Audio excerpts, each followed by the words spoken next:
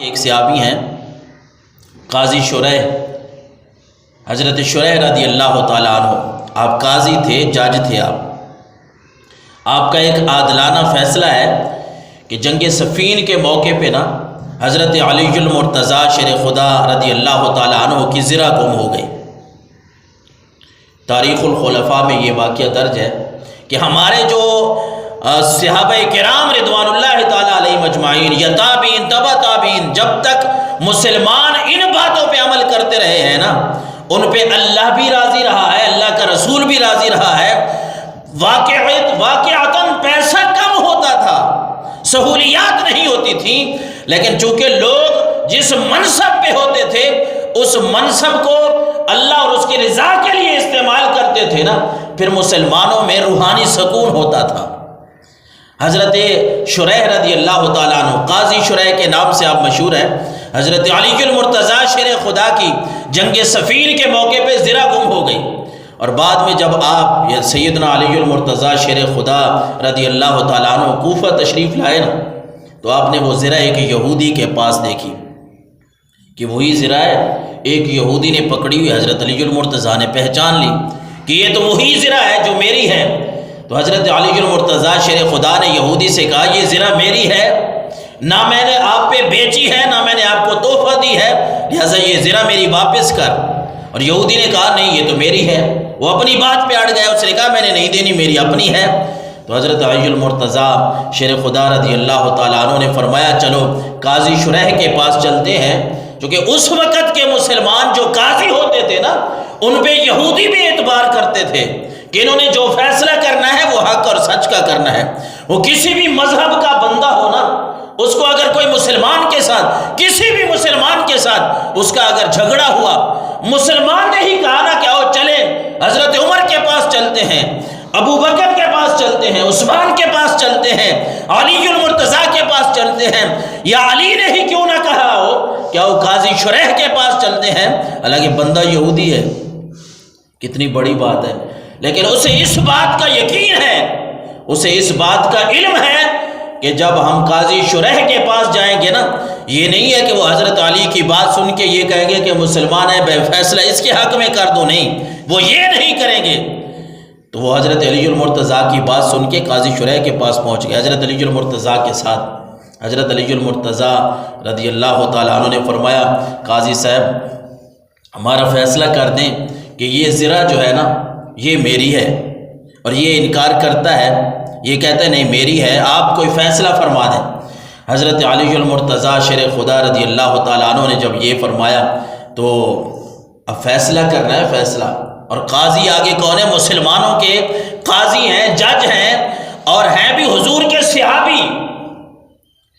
اللہ اکبر۔ اور قاضی شریح نے پوچھا ہے امیر المومنین آپ کے پاس کوئی دلیل ہے؟ یہ زرہ جو آپ کی ہے، آپ کہہ رہے ہیں یہ زرہ کی سمجھ ہے آپ کو کہ ایک آلہ ہے، جنگ کے دوران جو استعمال ہوتا ہے آلہ کے طور پہ، وہ زرہ حضرت علی المرتضیٰ شیر خدا فرما رہے ہیں کہ میری ہے۔ تو قاضی شریح نے فرمایا کہ امیر المومنین آپ یہ بتائیں کہ آپ کے پاس کوئی دلیل ہے کہ یہ آپ کی ہے زرہ؟ تو حضرت علی المرتضیٰ رضی اللہ تعالیٰ عنہ نے فرمایا ہاں، ایک کمبر اور ایک حضرت حسن اپنے بیٹے کا نام لیا کہ یہ دونوں میرے اس بات کے گواہ ہیں کہ یہ زرہ میری ہے۔ اللہ اکبر۔ اب قاضی شریح نے یہ نہیں کہا کہ حسن کو بلاؤ، امام حسن تو حضرت علی المرتضیٰ کے بیٹے ہیں نا، حسن کو بلاؤ یا نہ بھی بلاؤ تو چلو دو گواہ جو مل گئے، حضرت حسن ان کے بیٹے جو خود کہہ رہے ہیں، وہ میرے سامنے آئیں گے تو کہیں گے کہ یہ زرہ میرے والد کی ہے، لہٰذا میں حضرت علی کے حق میں فیصلہ فرما دوں؟ نہیں۔ حضرت شریح رضی اللہ تعالیٰ عنہ جو قاضی ہیں انہوں نے فرمایا علی بات تو آپ کی ٹھیک ہے، حسن آپ کے بیٹے ہیں، اور ایک شرعی اصول ہے نا، شریعت کا ایک قانون ہے، شریعت کا اصول یہ ہے کہ بیٹے کی جو گواہی ہے نا وہ باپ کے حق میں جائز نہیں ہے۔ اب سامنے یہودی بھی کھڑا ہے اور حضرت علی المرتضیٰ فیصلہ کروانے کے لیے لے آئے ہیں، اور ہے بھی زرہ حضرت علی کی، لیکن قاضی شریح نے صرف باتوں پہ نہیں فیصلہ کر دیا کہ ٹھیک ہے آپ لے جائیں، یہودی کو ڈانٹ ڈپٹ کر دیں کہ آپ کون ہوتے ہوئے جو امیر المومنین کی زرہ ہے تو آپ واپس کر دیں، نہیں، قاضی شریح نے شریعت کے اصول کو اپناتے ہوئے کہا کہ اے علی، اے امیر المومنین، بات تو آپ کی ٹھیک ہے کہ آپ کا بیٹا تو گواہی دے گا، لیکن شریعت کا بھی ایک اصول ہے نا کہ بیٹے کی گواہی جو ہے وہ باپ کے حق میں جائز نہیں ہے۔ یہودی سن رہا تھا، وہ تو بڑا حیران اور پریشان ہو گیا کہ یار یہ کیا معاملہ ہوا۔ اس کے ذہن میں تو جس طرح جو مسلمانوں کے اصولوں سے، مسلمانوں کی کتاب سے، اللہ کے نبی کے فرمان سے واقف نہیں ہے نا، وہ تو یہی کہتے رہتے ہیں کہ یہ مسلمان دغا باز ہیں، یہ دھوکہ کرتے ہیں، یہ 2 نمبر کام کرتے ہیں۔ لیکن میں آپ کو یہ بتاتا چلوں کہ اللہ کی قسم کھا کے کہ جو اللہ کا فرمان ہے اور نبی کا فرمان ہے اور جو ان پہ عمل کرتے ہیں وہ اس دنیا میں بھی سچے ہیں اور آخرت میں بھی سچے ہیں۔ سبحان اللہ۔ تو قاضی شرح کی بات سن کے یہودی تو شش در رہ گیا، بھائی کمال ہے، یہ کیا ہو گیا ہے۔ اور یہودی نے جب فیصلہ سنا تو صرف حیران نہیں رہا، بلکہ اس بات پہ وہ مسلمان ہو گیا کہ اتنا اچھا دین کہ امیر المومنین مجھے لے کے آئے ہیں، لیکن ان کا قاضی ایسا ہے، ان کا جج ایسا ہے کہ اس نے امیر المومنین کی بات کو سن کے فیصلہ نہیں دیا، بلکہ شریعت کے مطابق فیصلہ کیا ہے۔ جو دین اتنا اچھا دین ہے، اس نے یہودیت چھوڑ کے اشہد ان لا الہ الا اللہ وحدہ لا شریک پڑھ لیا اور وہ مسلمان ہو گیا۔ اور حضرت علی المرتضیٰ کو کہنے لگا، علی ذرا ہے تو آپ کی، میں تو یہودی تھا، میں نے سمجھا بھائی شاید یہ کوئی 2 نمبر کام چل جائے گا، یہ ذرا ہے آپ کی، لیکن میں حیران ہوں اور میرا دل ایمان سے روشن ہو گیا ہے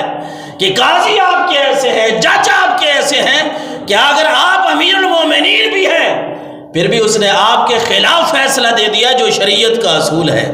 میں اسی بات پہ خوش ہوا اور میں اسلام قبول کر لیا ہے میں نے۔ تو حضرت علی المرتضیٰ شیر خدا رضی اللہ تعالیٰ عنہ کو جب اس نے